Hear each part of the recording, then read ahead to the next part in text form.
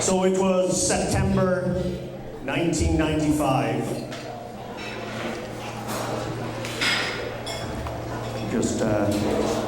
It always rejects my Irish accent. There we go, a little bit better, okay. Peace and harmony, excellent. So it's September 1995, and it's a sad time. I want you to picture my family standing in my parents' bedroom the day after my father had died. So there's my two brothers, my sister, and my mother standing there, and on the bed is a small wooden box containing his funeral wishes. And my petite, freshly widowed mother is expecting a final, tender love letter from her husband of 39 years. And what does she find? A paper party hat, a cigar, and a little note that simply says, "Hey, I had a good life, celebrated, move on."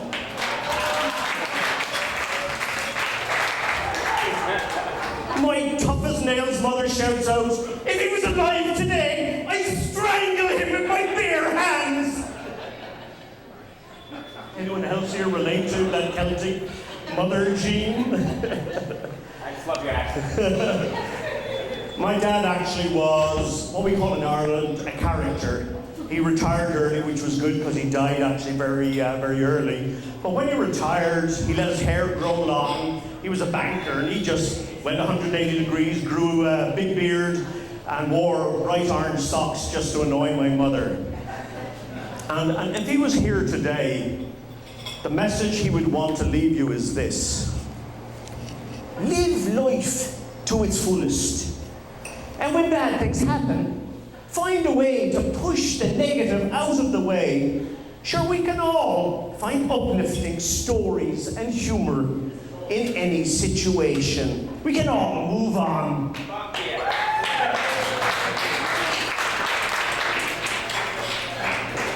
So to demonstrate or illustrate the wise words of my dad, I want you to take you to the most bitter, sweet period my family has ever had to endure, my father's death. As well as his funeral wishes, he also had another note that said, "I want the family to take my cremated ashes to the lakes of Killarney, and I want you to get a wee wooden rowing boat and go out to Brown Island to my favourite fly fishing spot. And I want you to throw my cremated ashes in the lake." He underlined, in the lake. But at the time of his death, the weather was miserable. It was November in Ireland, it was stormy. So my sister, she had to store his cremated ashes in her house for some time. Now picture my sister walking into her living room one day, and there on the floor is her 3-year-old son Simon, and in front of him is a mound of cremated ashes, decorated with leaves and twigs and feathers. He's making sandcastles. "Simon, what are you doing, son? Oh my goodness!" "Oh, Mommy, I'm just playing with Granddad Derek." My father would have been so proud of him. So picture my sister the next day, and she's on the phone and she's laughing and crying. Only women can do that in the same sentence. But she's going, "David, it's ironic. Dad was here at the house 6 weeks ago and he was telling me that my carpets were really dirty and they needed a good cleaning. And there I was yesterday sweeping them back into the urn."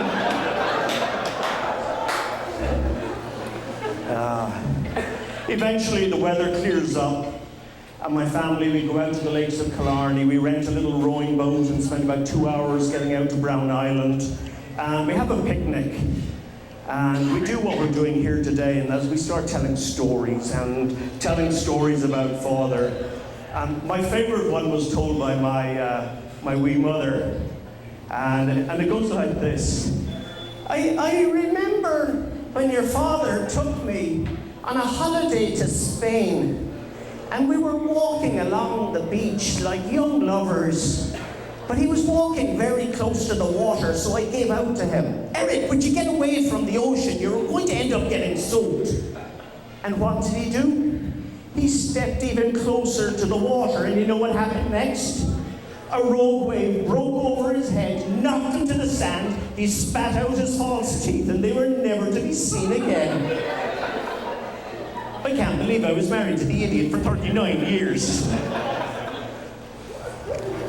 Eventually, the sun starts to set, and the atmosphere gets solemn. We all, as a family, assemble at the water's edge. And being the eldest son, I get to hold the urn, and I hold it up high, and I fling the ashes towards the lake, just as a gigantic gust of wind blows over my head.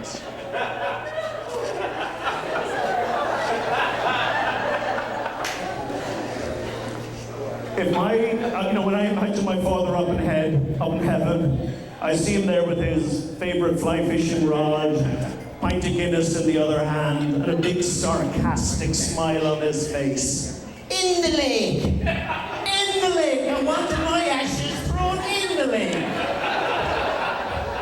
Not on the carpet, not on the island, and definitely not you. You're a bunch of nincompoops. You couldn't organize a party in a wine bar. Ah, well. Life is precious, Davy boy. Now, remind your friends that when bad things happen, find a way to push the negative out of the way. Sure, we can all find uplifting stories and humor in any situation. Yes. Thank you.